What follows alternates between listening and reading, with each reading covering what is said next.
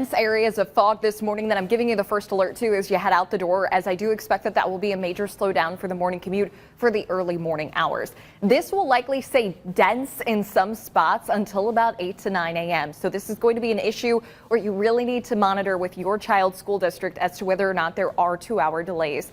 Here in the city of Fort Wayne, we have just barely over a half-mile visibility. In DeKalb County, under a 1/10 of a mile, and especially in some of these stretches, I'm thinking about just how it's construction season. There's a lot of construction projects that are very difficult to see on the roads. That can also be a big nuisance when it comes to this dense fog. So take it slow. Some areas have at least a little bit more levity. In Huntington County right now, your visibility is significantly better compared to the rest of us. And it's just kind of the touch and go nature of some of this fog we have this morning. So the areas that are dense this morning will likely continue to have some dense fog until about 8 to 9 a.m. That's when I think we really mix out with this. Once the sun comes up, temperatures will slowly rise, and that will help to at least slowly alleviate with the fog. The rest of the day today, it's a similar story to what we saw yesterday. Cloudy skies and the chance for on and off rain, especially later on.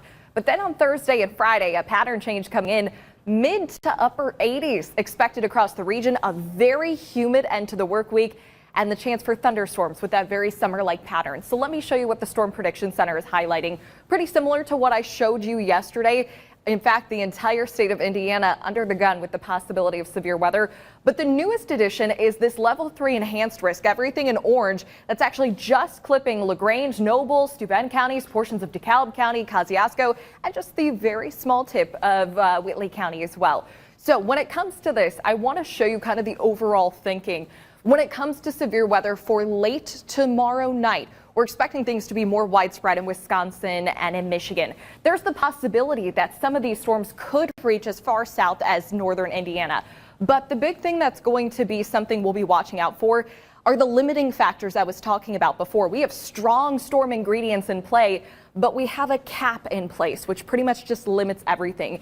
If we can break through that, then widespread severe weather is possible. But right now we are trending in a direction where that cap will hold. So that's something we're keeping an eye on. Storm risk for tomorrow is conditional. We'll be watching the hours of 9 p.m. to 1 a.m. for that possibility. But again, know that that higher risk is going to be the farther north you are. In terms of temperatures, again, mid to upper 80s, dry for most of the day Thursday and Friday. And you are going to feel that tropical level of humidity. We're back into low 70s for the weekend and a slightly more mild trend as we go into next week. All right, Liz, thanks so much.